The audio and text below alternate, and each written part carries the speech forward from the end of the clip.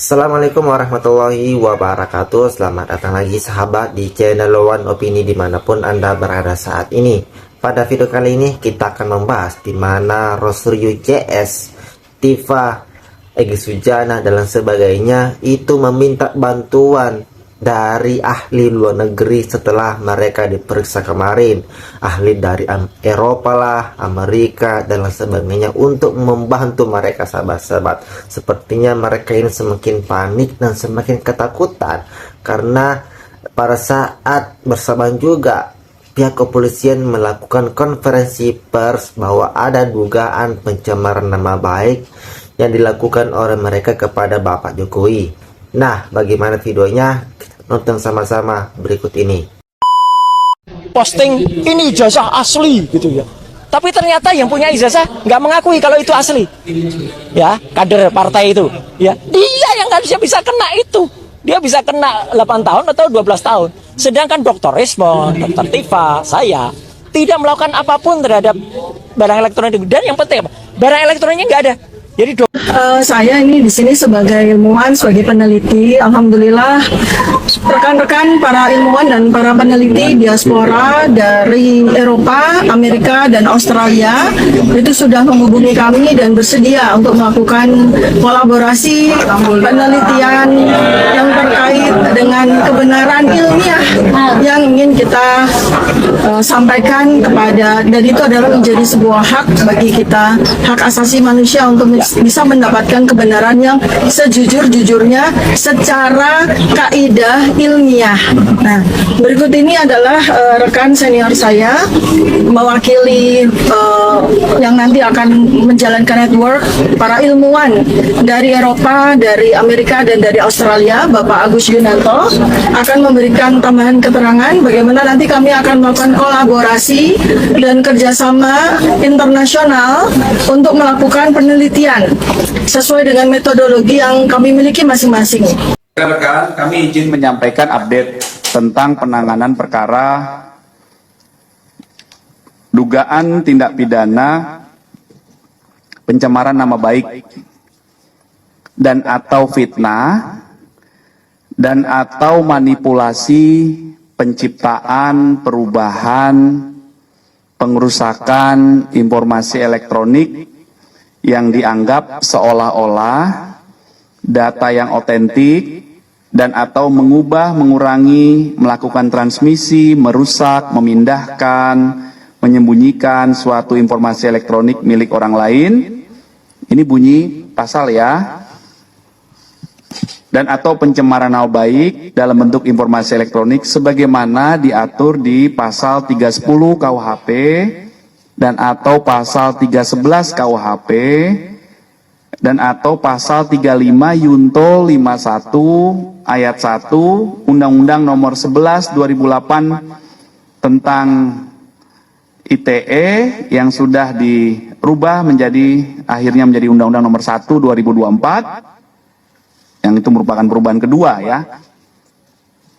Jadi perlu kami sampaikan rekan-rekan bahwa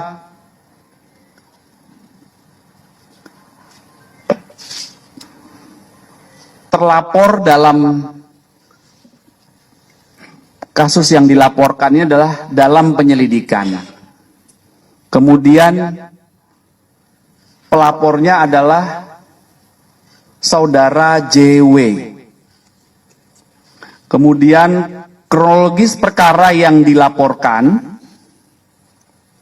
ya, kronologis perkara yang dilaporkan adalah pada tanggal 26 Maret 2025 di sekitar Karet Kuningan, Jakarta Selatan, pelapor selaku korban mulai mengetahui adanya video melalui media sosial berisi pernyataan fitnah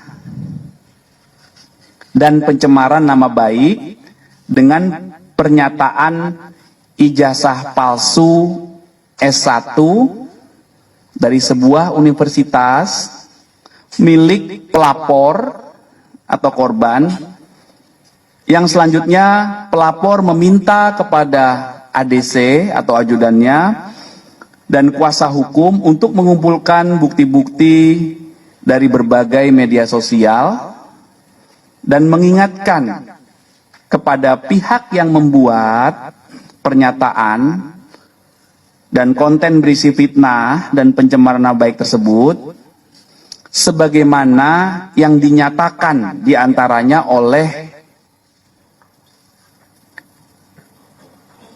yang pertama RHS, yang kedua RSN, ya, yang ketiga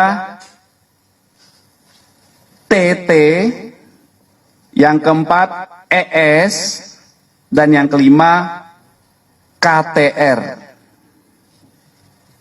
Atas kejadian tersebut, korban merasa dirugikan hingga pada tanggal 30 April mendatangi SPKT Polda Metro Jaya untuk dilakukan proses hukum. Setelah menerima laporan ini, Polda Metro Jaya menindaklanjuti. Dalam hal ini, tim penyelidik dari Subdit Kamnek Ditreskrim Polda Metro Jaya. Tahap awal yang dilakukan pengambilan keterangan dalam rangka klarifikasi dalam tahap pendalaman, yaitu proses penyelidikan, pelapor sudah diambil keterangan.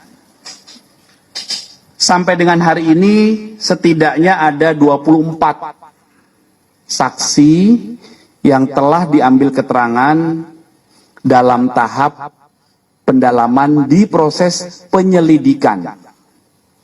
Ya, jadi setiap kami menerima laporan polisi, tahap awal yang dilakukan adalah penyelidikan.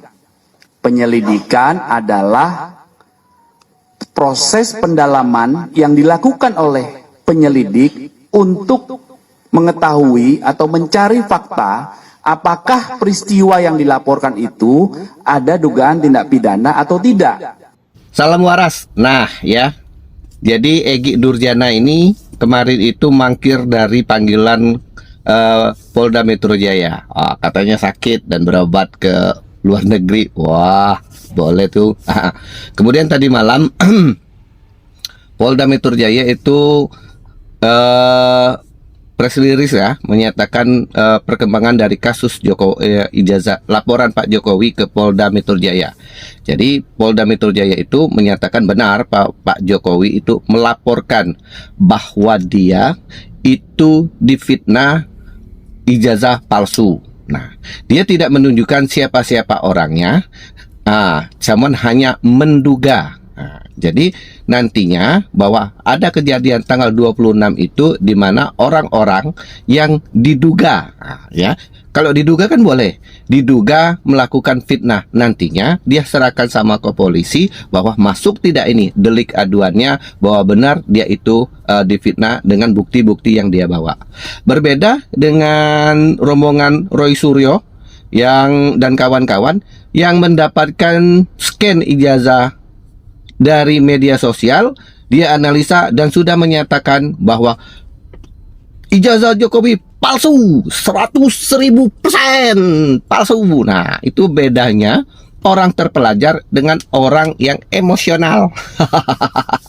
Jadi, kita itu ya harus berhati-hati ketika berhadapan dengan hukum. Ya, jadi jangan sekali-sekali menyatakan bahwa orang itu sudah terpidana tapi bersalah tapi belum ada keputusan dari polisi. Jadi kalau kita bilang itu menduga, nah itu kan silahkan nantinya dibuktikan dari laporan polisi kemudian ditingkatkan ke pengadilan dan akan nanti diputuskan. Nah setelah diputuskan memang benar orang ini bersalah.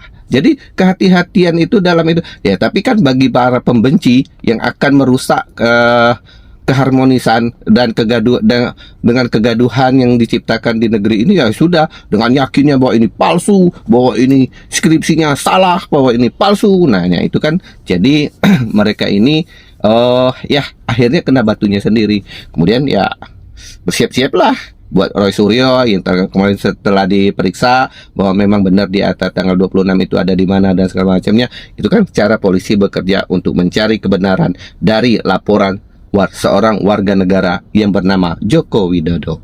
Jadi ya siap-siap saja kalau nantinya akan digelar perkara bahwa begini dan ditetapkan tersangka, baru deh Anda dari penyelidikan kemudian di BAP. Kalau sekarang kan sekedar hanya diminta klarifikasi dan sabar juga buat Roy Suryo untuk mendapatkan baju Sofinya ya. Oke, salam waras semuanya. Buat Egi Nurdianya, semoga cepat sembuh ya. Nah, salam waras semuanya. Kita perlu belajar sedikit ilmu hukum ya. Saya bilang sekali-kali, kita perlu belajar sedikit ilmu hukum agar kita tidak dipermainkan di negara yang demokrasi tapi hukumnya dimain-mainkan. Tuh kan, seperti orang-orang yang mengerti hukum tapi mempermainkan hukum ya. Tapi Roy Suryo apalagi Egi Durjana. Salam waras.